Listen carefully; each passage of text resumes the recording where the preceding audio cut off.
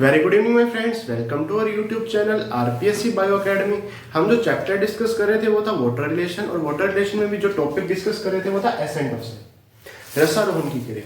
हमने रसारोहण की क्रिया में हमने डिटेल में स्टडी किया था कि रसारोहण की क्रिया के लिए जाइलम क्या होता है, रिस्पॉन्सिबल होता है, जाइलम की आवश्यकता होती है। रसारोहण की क्रिया होती क्या है, मिनरल्स या वाटर का रूट से एरियल पार्ट की तरफ जाना, the upward movement of minerals and water from root to the aerial part of plants.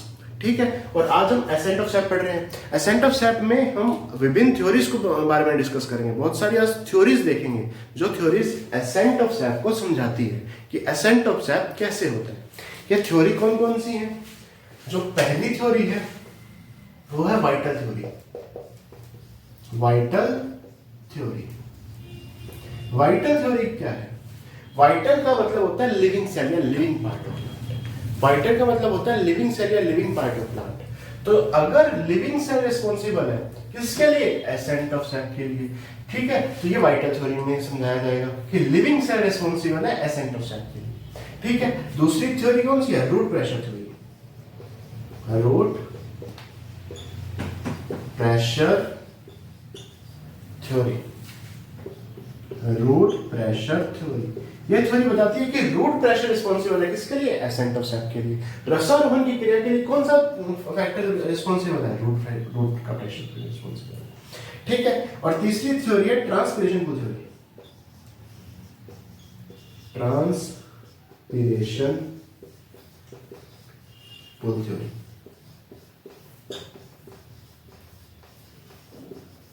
Transpiration pull theory, ये तीन थ्योरीज के बारे में हमने देखा, देखेंगे आज। पहली वाइटल थ्योरी, वाइटल यानी living cell. Living cell responsible है किसके लिए? एसेंट ऑफ सेप के लिए। रूट प्रेशर रिस्पॉन्सिबल है किसके लिए? एसेंट ऑफ सेप के लिए। ट्रांसपिरेशन यानी वाष्पोत्सर्जन रिस्पॉन्सिबल है किसके लिए? एसेंट ऑफ सेप के लिए। ठीक है, अगर मैं वाइटल थ्योरी की बात करूं तो दो साइंटिस्ट ने अपने अलग अलग मत दिए। दो साइंटिस्ट ने अपने अलग अलग मत दिए। ठीक है, दो साइंटिस्ट ने अपने अलग अलग मत दिए। ठीक, एक साइंटिस्ट ने बोला relay pump theory. Relay pump theory, relay pump theory. दूसरे साइंटिस्ट ने कौन सी थ्योरी दी? Pulsation theory.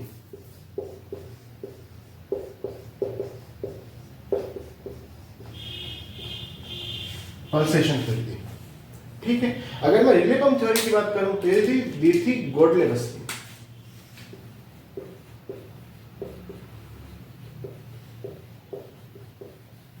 गोडलेवस की ये थ्योरी दी थी। अगर मैं पल्सेशन थ्योरी की बात करूं, यह दी थी जगदीश चंद्र बोस ने, जेसी बोस ने दी थी। ठीक है, अगर मैं रूट प्रेशर थ्योरी की बात करूं तो यह दी थी प्रिस्टले ने।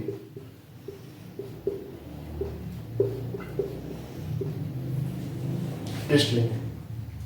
और अगर ट्रांसपिरेशन पुल थ्योरी की बात करूं तो यह डीजे ने दी थी, डिक्सन और जोली ने। डिक्सन और किसने दी थी? जोली। डिक्सन और जोली ने दी थी। तो ये थ्योरीज थी, इन्हीं थ्योरीज को आज हम पढ़ेंगे। सबसे पहले कौन सी थ्योरी पढ़ेंगे? Vital theory.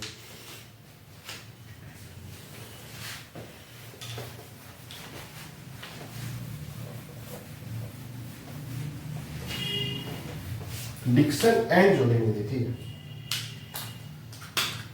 Dixon and Jolly, दो scientist.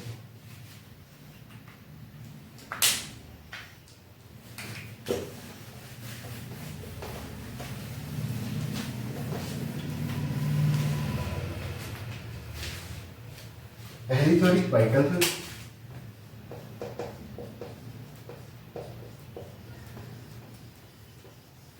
Vital theory, vital theory ये क्या बताती है कि living cell, living cell involved in the ascent of cell. जो लिविंग सेल होती है वही इन्वॉल्व रहती है। लिविंग सेल क्या रहती है? इन्वॉल्व रहती है किसके लिए? एसेंट ऑफ सेल के लिए। रसारोहण की क्रिया के लिए जीवित कोशिका उत्तरदायी है। लिविंग सेल ही रिस्पॉन्सिबल है किसके लिए? एसेंट ऑफ सेल के लिए। इसकी दो थ्योरीज हमने पढ़ी। पहली थी relay pump theory,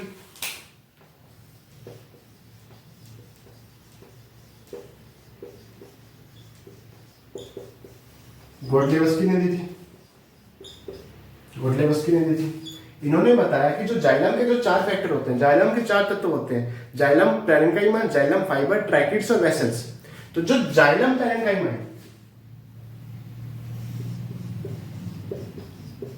xylem parenchyma है,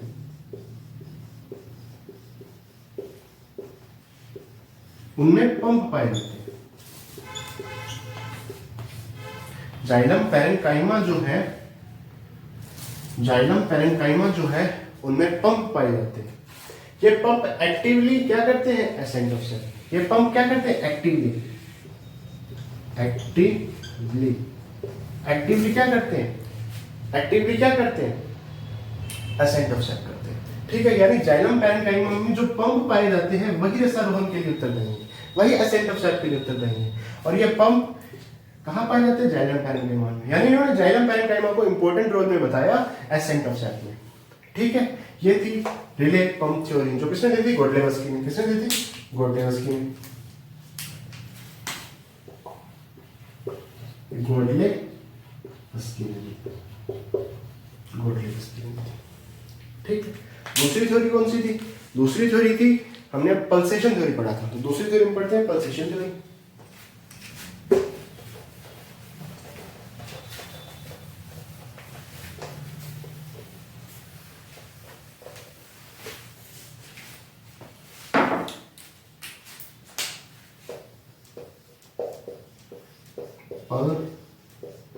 पल्सेशन थ्योरी, पल्सेशन थ्योरी। ये थ्योरी किसने दी थी? जेसी रोज ने, जनरेशन रोज ने। इन्होंने बताया जो इनर कोर्टेक्स सेल होती है, इनर कोर्टेक्स की जो सेल्स होती है उनमें पल्सेशन पाया जाता है, उनमें स्पंदन पाया जाता है। क्या पाया जाता है? पल्सेशन पाया जाता है, उनमें पल्सेशन पाया जाता है, पल्सेशन पाया जाता है। जैसे हार्ट लाइक पल्सेशन, जैसे हार्ट नहीं होता, हार्ट में कॉन्ट्रैक्शन होता है, एक्सपेंशन होता है, कॉन्ट्रैक्शन होता है, एक्सपेंशन होता है, वैसे ही इनर कॉर्टेक्स की सेल में पल्सेशन पाया जाता है, हार्ट लाइक। ठीक है, और ये रिस्पॉन्सिबल होती है एसेंट ऑफ सेल के लिए। दोनों थ्योरीज ने क्या बोला कि जो लिविंग सेल है वो रिस्पॉन्सिबल है, वो इन्वॉल्व होती है एसेंट ऑफ सेल के लिए। पहली थ्योरी जो थी रिले पंप थ्योरी, उन्होंने जाइलम पैरेन्काइमा में पंप बताए थे जो एक्टिवली काम करते हैं, और दूसरी थ्योरी थी पल्सेशन थ्योरी, इन्होंने इनर कॉर्टेक्स की सेल में पल्सेशन बताया था, जो हार्ट लाइक पल्सेशन जैसे होते हैं, कॉन्ट्रैक्शन एक्सपेंशन, कॉन्ट्रैक्शन एक्सपेंशन वैसे करते हैं। ये दोनों थ्योरी ही इनवैलिड है, ये दोनों थ्योरी को नकार दिया गया है। लेकिन फिर भी कई बार क्वेश्चन आ जाता है कि पल्सेशन थ्योरी किसने दी थी, ठीक है, या रिले पंप थ्योरी किसने दी थी, तो हमें पता होना चाहिए। वैसे इस थ्योरी में ज्यादा कुछ है नहीं, और ना ही इसमें से कोई ज्यादा क्वेश्चन बनते हैं। सिर्फ ये क्वेश्चन बनता है कि वाइटल थ्योरी क्या है, तो लिविंग सेल इन्वॉल्व रहती है, और ये थ्योरी किस किस साइंटिस्ट ने दी थी। तो ये थी हमारी पहली वाइटल थ्योरी। अब इसके बाद जो दूसरी थ्योरी है वो है रूट प्रेशर थ्योरी।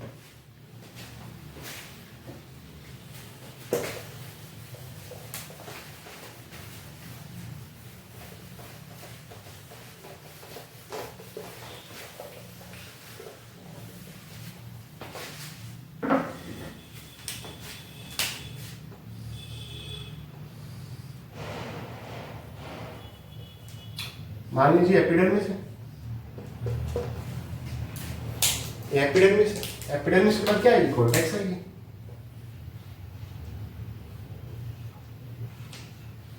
ये कॉर्टेक्स की सेल्स आ गई, ये एपिडर्मिस आ गई, ये कॉर्टेक्स की सेल्स आ गई। इसके बाद एंडोडर्मिस आएगी,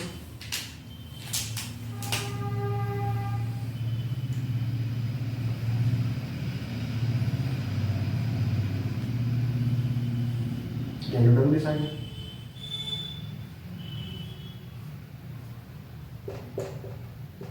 ये एंडोडर्मिस आ गई। एंडोडर्मिस में क्या आएगी? पेरिसाइकिल आएगी, ये पेरिसाइकिल आ गई,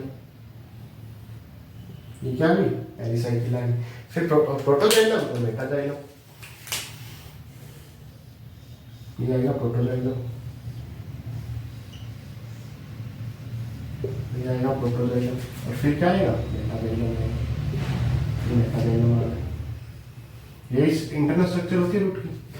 जब वाटर या मिनरल्स का एक्टिवली ट्रांसपोर्ट होता है, एक्टिवली क्या होता है? ट्रांसपोर्ट होता है। क्या होता है? एक्टिवली ट्रांसपोर्ट होता है। वाटर या मिनरल्स यहां क्या आएगी? रूट एयर आएगी।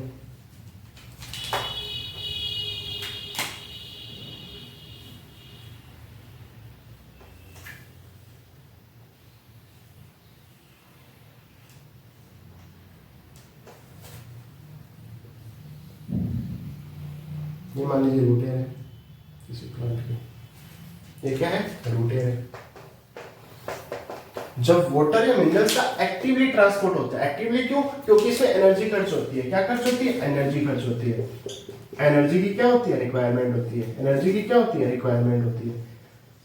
एनर्जी रिक्वायरमेंट होती है। ठीक है। जब वाटर और मिनरल्स का एक्टिवली ट्रांसपोर्ट होता है तो रूट पे एक प्रेशर लगता है, इसे हम कहते हैं रूट प्रेशर।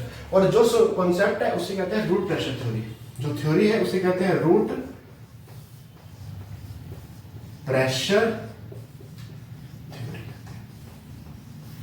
जब एक्टिवली क्यों? क्योंकि एनर्जी रिक्वायरमेंट हो रही है, एनर्जी खर्च हो रही है। जब एक्टिवली ट्रांसपोर्ट होता है किसका? मिनरल्स और वाटर्स का, तो यहां पर मूल पर एक प्रेशर क्रिएट होता है। और इस प्रेशर के कारण अगर एसेंट ऑफ सैप हो, अगर रसारोहण की क्रिया हो, तो ये थ्योरी रूट प्रेशर थ्योरी ये एक्सप्लेन करती है कि रूट प्रेशर के कारण क्या होता है? एसेंट ऑफ सैप होता है। और रूट प्रेशर क्यों आ रहा है? क्योंकि मिनरल्स और वाटर क्या हो रहे हैं? एक्टिवली ट्रांसपोर्ट हो रहे हैं, इनमें एनर्जी खर्च हो रही है। ठीक है। इसीलिए क्या हो रहा है? यहाँ पे एक प्रेशर लग रहा है, जिसे रूट प्रेशर कहा गया। और रूट प्रेशर ही रिस्पॉन्सिबल है किसके लिए? एसेंट ऑफ सैप के लिए। यह थ्योरी किनके लिए लागू है? ये थ्योरी स्मॉल प्लांट्स के लिए लागू है, स्मॉल प्लांट्स के लिए लागू है। ऐसे प्लांट्स जो 1 से 2 मीटर के हैं, उनमें ये प्रेशर लागू है। अगर मैं रूट प्रेशर की बात करूं, ये एक पॉजिटिव प्रेशर है। कैसा प्रेशर है? पॉजिटिव प्रेशर है। ये स्मॉल प्लांट्स पे ये थ्योरी लागू होती है कि जो स्मॉल प्लांट्स है, 1 से 2 मीटर के प्लांट्स है, इसमें प्रेशर भी तो 1 से लेकर 2 बार तक ही लगता है। कोई ज्यादा प्रेशर, जैसे एटीएम भी कहते हैं, एटमॉस्फेयर प्रेशर भी कहते हैं, इतना ही प्रेशर लगता है। ठीक है। रूट प्रेशर थ्योरी क्या कहती है कि रूट प्रेशर के कारण, रूट प्रेशर उत्पन्न क्यों हो रहा है? क्योंकि जो मिनरल्स और वाटर है वो एक्टिवली ट्रांसपोर्ट हो रहे हैं और उसके लिए एनर्जी की रिक्वायरमेंट होती है। ठीक है। और ये रूट प्रेशर कितना होता है? 1 से 2 एटीएम या बार। और ये स्मॉल प्लांट्स जैसे 1 से 2 मीटर के जो प्लांट्स है उनके लिए लागू होता है। और ये पॉजिटिव प्रेशर है। कैसा प्रेशर है? पॉजिटिव प्रेशर है। तो ये रूट प्रेशर थ्योरी थी। रूट प्रेशर थ्योरी को हम एग्जांपल से भी समझ सकते हैं। बहुत से एग्जांपल्स हैं जिससे हम ये समझ सकते हैं कि रूट के ऊपर एक प्रेशर पड़ रहा है, रूट के ऊपर एक दाब पड़ रहा है, जिसे रूट प्रेशर कहा जाता है। कैसे? जैसे गटेशन हो गया। कैसे? क्या हो गया? गटेशन से भी हम रूट प्रेशर को समझ सकते हैं। किससे? गटेशन से।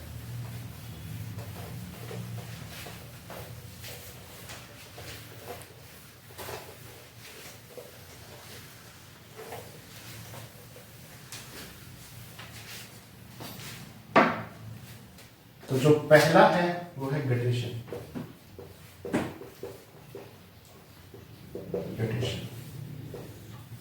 गटेशन क्या है? The secretion of water droplets, the secretion of water droplets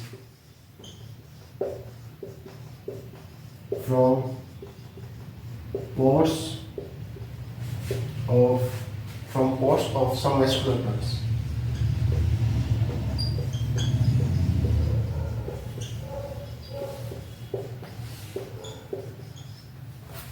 From pores of some vascular plants. ठीक है। Secretion of water droplets, किसका secretion होना? water droplets का। ठीक है। कहां से? पोर से। कौन से पोर से? जो वेस्कुलर प्लांट्स है उनके पोर से वाटर के ड्रॉपलेट्स का सिक्रेशन होना क्या कहलाता है? गटेशन कहलाता है। सुबह सुबह हम जाते हैं तो देखते नहीं कि जो पत्तियां होती है पौधे की, उनमें बाहर कुछ कुछ बूंदें होती है, वो ओस नहीं होती, वो क्या होती है? गटेशन होती है। ओस अलग चीज है, ओस अलग चीज है। ये कब देखने को मिलता है? ये देखने को मिलता है अर्ली मॉर्निंग या नाइट में या नाइट में नाइट। इन पोर्स को क्या कहते हैं? इन पोर्स को क्या कहते हैं? इन्हें कहते हैं हाइडाथोड, हाइडेथोड,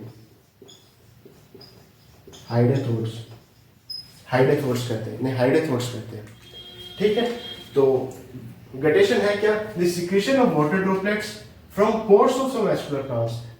वैस्कुलर प्लांट्स के पोर्स से किसका सिक्रीशन होना? वाटर ड्रॉपलेट्स का सिक्रीशन होना। ठीक है, इन पोर्स को क्या कहते हैं? हाइडेथोड्स कहते हैं। ठीक है, ये कब होता है? अर्ली मॉर्निंग में होता है या नाइट में होता है। ठीक है, ये कैसा प्रेशर? ये पॉजिटिव प्रेशर है, पॉजिटिव रूट प्रेशर है, क्योंकि ये रूट प्रेशर के कारण ही तो है, पॉजिटिव रूट प्रेशर है। ठीक है, इसमें साइन क्या होता है? पॉजिटिव होता है। साइन क्या होता है? पॉजिटिव होता है। साइन क्या होता है? पॉजिटिव होता है। Positive, positive, positive. ठीक है, ये पॉजिटिव रूट प्रेशर है। इसमें साइन क्या होता है? पॉजिटिव होता है। पॉजिटिव रूट प्रेशर, साइन क्या होता है? पॉजिटिव। गटेशन में जो ड्रॉपलेट्स होती है, वाटर की ड्रॉपलेट्स होती है, इनमें इनऑर्गेनिक कंपाउंड्स भी होते हैं और ऑर्गेनिक कंपाउंड्स भी होते हैं। इनमें इनऑर्गेनिक प्लस ऑर्गेनिक दोनों कंपाउंड होते हैं। इनमें इनऑर्गेनिक प्लस ऑर्गेनिक दोनों कंपाउंड्स होते हैं। गटेशन है क्या? गटेशन है क्या? Secretion of water droplets. ठीक है, from pores of some vascular plants, vascular plants के छिद्रों में से क्या बाहर आना? वाटर की ड्रॉपलेट्स का बाहर आना। इन पोर्स को क्या कहते हैं? हाइडेथोड्स कहते हैं। ठीक है, इन ड्रॉपलेट्स में इनऑर्गेनिक मटेरियल भी होता है, ऑर्गेनिक मटेरियल भी होता है। ठीक है, ये अर्ली मॉर्निंग या नाइट में देखे जाते हैं। इनमें पॉजिटिव रूट प्रेशर होता है। साइन भी क्या होता है? पॉजिटिव। हमने देखा था कि जो प्योर वाटर होता है उसका साइन 0 होता है। ठीक है, लेकिन ये पहली बार है जहां साइन पॉजिटिव है। किसमें? गटेशन में। तो पहली चीज थी गटेशन। और गटेशन क्यों होता है? रूट प्रेशर के कारण। गटेशन क्यों होता है? रूट प्रेशर के कारण। हम जब सुबह सुबह अर्ली मॉर्निंग या नाइट में देखते हैं कि पौधे की पत्तियों के किनारे पे कुछ बूंदे होती हैं वाटर की, वो गटेशन के कारण ही होती है। ठीक है, दूसरा कौन सा है? ब्लीडिंग। दूसरा कौन सा है? ब्लीडिंग।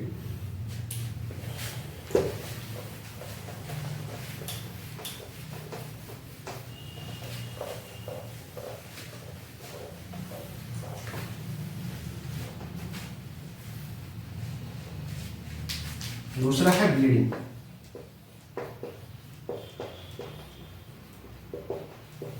दूसरा कौन सा है? ब्लीडिंग। ब्लीडिंग, ब्लीडिंग क्या है? किसी पौधे के घाव कर दिए। मान लीजिए किसी पौधे की बाहरी सरफेस पे हमने कुछ घाव कर दिए और जो सेल सेप है वो एक्सुडेशन हो गया, वो सेल सेप बाहर निकल गया, वो क्या है? ब्लीडिंग। वो क्यों हो रहा है? रूट प्रेशर के कारण हो रहा है। ठीक है, तो exudation of cell sap, cell sap का बाहर निकलना, एक्सुडेशन ऑफ सेल सेप। ठीक है, exudation of cell sap, cell sap का बाहर निकलना, exudation of cell sap, cell sap का बाहर निकलना due to wounding, due to wounding on the surface of plant, surface of plant, due to wounding on the surface of plant, exudation of cell sap, cell sap का बाहर निकलना। क्यों cell sap का बाहर निकल रहा है? क्योंकि वाउंडिंग की है, घाव किया है on the surface of plant, on the surface of plant। हम देखते हैं जैसे रबड़ प्राप्त किया जाता है, तो रबड़ कैसे प्राप्त करते हैं? पौधे के ऊपर थोड़ा सा घाव लगाकर वहां से रबड़ प्राप्त किया जाता है। या हम देखते हैं कि जो तो ताड़ी वाला प्लांट है उससे शराब बनाई जाती है। वो ताड़ी कैसे की जाती है? हम थोड़ा सा चीरा लगाते हैं, घाव करते हैं, उससे क्या निकल रही है? ताड़ी। और ये बाहर क्या निकलता है? सेल सेप। ये क्यों नहीं निकलता है? रूट प्रेशर के कारण। ये क्यों निकलता है? रूट प्रेशर के कारण।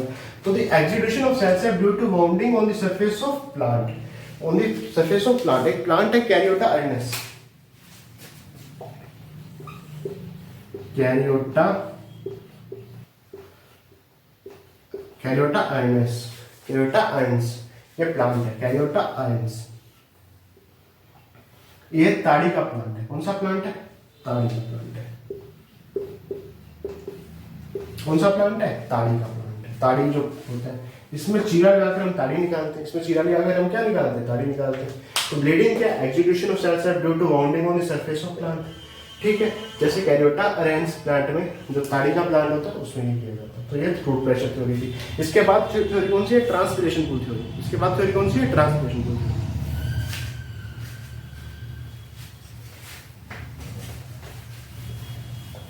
Transpiration pull theory.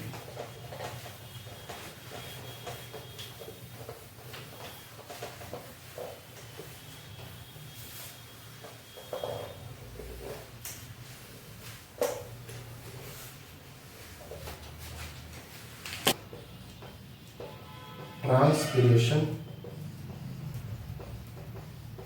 Pool theory.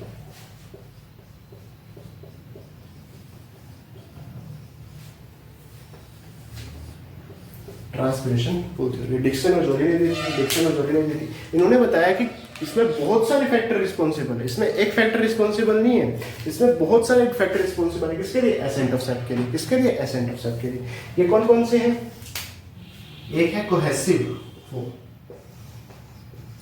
Force, या कोहेसिव प्रेशर भी बोल सकते हैं। दूसरा है एडहेसिव फोर्स, एडहेसिव फोर्स, ठीक है। तीसरा है सरफेस टेंशन,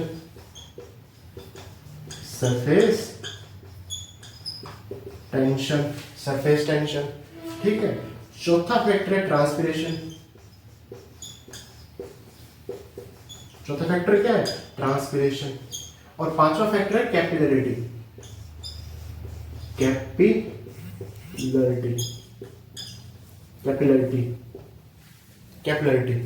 ये 5 फैक्टर रिस्पॉन्सिबल है। किसके लिए? एसेंट ऑफ सेट के लिए।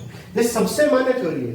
जो रूट प्रेशर थ्योरी थी वो तो स्मॉल प्लांट्स के लिए लागू थी, ये हायर प्लांट्स के लिए भी लागू है। यहां तक कि जो 130 मीटर के प्लांट होते हैं उनके लिए भी ये क्या है? लागू है। इनमें 5 फोर्स काम करते हैं। एक adhesive force, cohesive force, surface tension, transpiration और कैपिलरिटी। एक एक को हम देखते हैं। मान लीजिए ये कोई लीफ है। क्या है? लीफ है। क्या है? लीफ है। थोड़ा सा इसको ठीक कर देता हूं। ये कोई प्लांट की लीफ है, ठीक है। ऊपर से क्या हो रहा है? ट्रांसपिरेशन हो रहा है, वाष्पोत्सर्जन की क्रिया हो रही है। ऊपर से क्या हो रहा है? ट्रांसपिरेशन की क्रिया हो रही है, वाष्पोत्सर्जन की क्रिया हो रही है।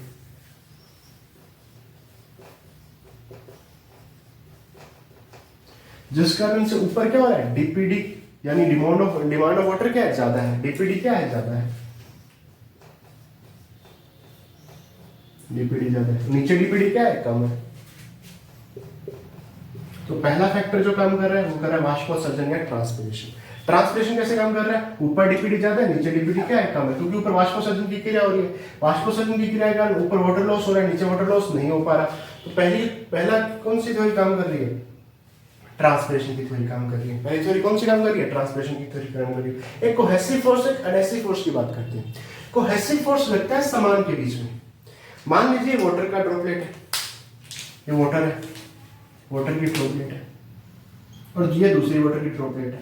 तो वाटर ड्रॉपलेट्स के बीच में जो फोर्स लग रहा है, जो प्रेशर लग रहा है, उसे हम कहेंगे कोहेसिव, एक समान, ठीक है, वाटर ड्रॉपलेट्स के बीच में। और ये एक चैन बन जाएगी। जैसे एक वाटर ड्रॉपलेट दूसरे वाटर ड्रॉपलेट को, दूसरी वाटर ड्रॉपलेट तीसरी वाटर ड्रॉपलेट को, तो एक चैन बन जाएगी और ये अट्रैक्शन करेगी। क्या करेंगे? अट्रैक्शन। तो जिस कारण से वाटर क्या होगा? ऊपर की तरफ जाएगा। वाटर क्या होगा? ऊपर की तरफ जाएगा। तो कोहेसिव फोर्स क्या है? समान के बीच में लगने वाला, वाटर ड्रॉपलेट के बीच में लगने वाला फोर्स क्या कहलाएगा? Cohesive force. एडहेसिव फोर्स कौन सा होगा? एक वाटर ड्रॉपलेट और जाइलम के बीच में लगने वाला फोर्स। एक वाटर ड्रॉपलेट और जाइलम के, एडहेसिव मतलब विपरीत। एक तो वाटर ड्रॉपलेट है, एक जाइलम, दोनों के बीच लगने वाला फोर्स क्या कहलाएगा? एडहेसिव फोर्स कहलाएगा। वाटर ड्रॉपलेट्स के बीच लगने वाला फोर्स क्या कहलाएगा? कोहेसिव फोर्स कहलाएगा। Surface tension. सरफेस टेंशन क्या है? मान लीजिए वाटर की ड्रॉपलेट है, वाटर है लिक्विड स्टेट में, ठीक है, और ये वाटर है गैसियस स्टेट में। भाप बना सकते हैं, वाटर की बना देते हैं। वाटर की स्टेट में है, गैस स्टेट में, गैस स्टेट में। एक वाटर लिक्विड स्टेट में, एक वाटर गैस स्टेट में। तो जो वाटर लिक्विड स्टेट में उसमें ज्यादा अट्रैक्शन होगा, ये क्यों होगा? सरफेस टेंशन के कारण। ये क्यों होगा? सरफेस टेंशन के कारण। तो पहला फोर्स कौन सा लग रहा है? कोहेसिव फोर्स, जिसमें समान वाटर के मॉलिक्यूल एक दूसरे को अट्रैक्ट कर रहे हैं और एक दूसरे को ऊपर की तरफ खींच रहे हैं। दूसरा है एडहेसिव फोर्स, जाइलम और वाटर के बीच में लग रहा है, ये भी वाटर को जाइलम से चिपका के रखता है ताकि वाटर इधर उधर ना जाए, सीधा ऊपर की तरफ जाए। तीसरा है सरफेस टेंशन, सरफेस टेंशन में जो वाटर लिक्विड होता है उसमें ज्यादा फोर्स लगता है, किसकी तुलना में? वाटर गैस की तुलना में। और जो वाटर का मॉलिक्यूल पूरा गोल होता है, ठीक है, वो किस कारण होता है? वो सरफेस टेंशन के कारण होता है। ट्रांसपिरेशन यानी वाष्पोत्सर्जन। कैपिलरिटी क्या है? कैपिलरिटी क्या है? The water rise in a thin water tube. मान लीजिए यहां वाटर है, इनमें हम वाटर की ट्यूब डालें, एक थोड़ी सी मोटी वाटर ट्यूब है, एक बिल्कुल पतली वाटर ट्यूब है, एक बिल्कुल पतली वाटर ट्यूब है, बिल्कुल पतली वाटर ट्यूब है, थिन वाटर ट्यूब है। तो वाटर का जो लेवल है वो यहां ज्यादा होगा, वाटर का लेवल यहां क्या होगा? ज्यादा होगा, यहां वाटर का लेवल क्या होगा? कम होगा। ठीक है, वाटर राइज करता है इन थिन वाटर ट्यूब में। ये क्या है? कैपिलरिटी का गुण है। कौन सा गुण है? कैपिलरिटी का गुण है।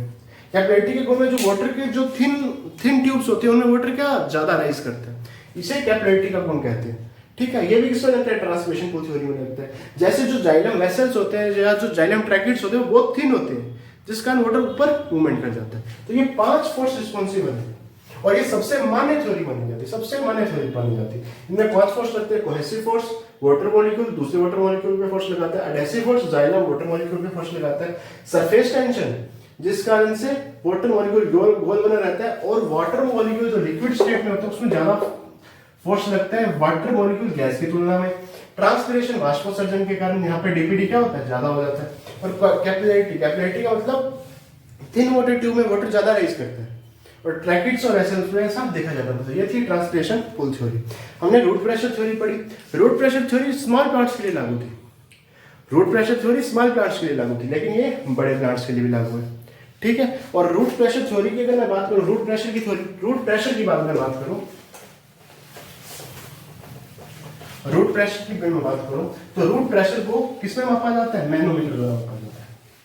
रूट प्रेशर को किससे मेजर किया जाता है? मैनोमीटर द्वारा मेजर किया जाता है। रूट प्रेशर को किससे मेजर किया जाता है? मैनोमीटर द्वारा मेजर किया जाता है। मैनोमीटर द्वारा क्या किया जाता है? मेजर किया जाता है। ठीक है, ये पॉइंट वहां से थोड़ा सा रह गया था, इसे हम बताएं। ठीक है, अगर आज के लेक्चर की बात करूं तो आज के लेक्चर में भी 4-5 क्वेश्चन आए हुए हैं। उनमें से एक क्वेश्चन मैं बोर्ड पे लिख रहा हूं और बाकी जो भी क्वेश्चंस होंगे वो मैं शॉर्ट्स में डाल दूंगा। ठीक है, तो एक क्वेश्चन मैं लिख देता हूं, इसमें भी कई सारे क्वेश्चंस आए हुए हैं। देखिए, एक क्वेश्चन ग्रेड 1 2011 में आया हुआ है, दूसरा क्वेश्चन ग्रेड 1 2011 में आया हुआ है, एक क्वेश्चन 2018 में आया हुआ है। ठीक है, फिर 2 क्वेश्चन असिस्टेंट प्रोफेसर के एग्जाम में भी आए हुए हैं, तो 5 क्वेश्चन आए हुए हैं। ठीक है, एक क्वेश्चन मैं लिख देता हूँ। ठीक है, और बाकी क्वेश्चंस मैं उसमें शॉर्ट्स में डाल दूंगा। ठीक है, ये क्वेश्चन लिख रहा हूं 2011 में आया हुआ है क्वेश्चन है, इसको थोड़ा सा फिर देता हूं।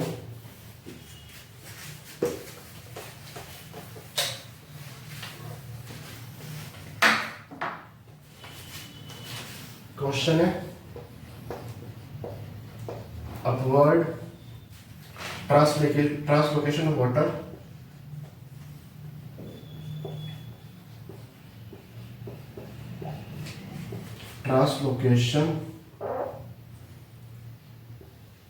Of water upward translocation of water in plants in a plant is called translocation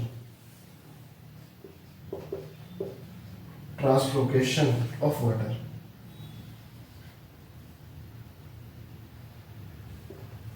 in plant is called यह होगा ग्रेड 1 2018, ग्रेड 1 2018। 4 ऑप्शन है। पहला है ट्रांसपिरेशन,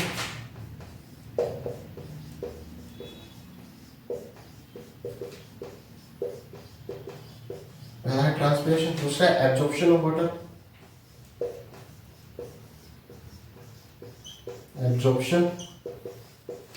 ऑफ वाटर,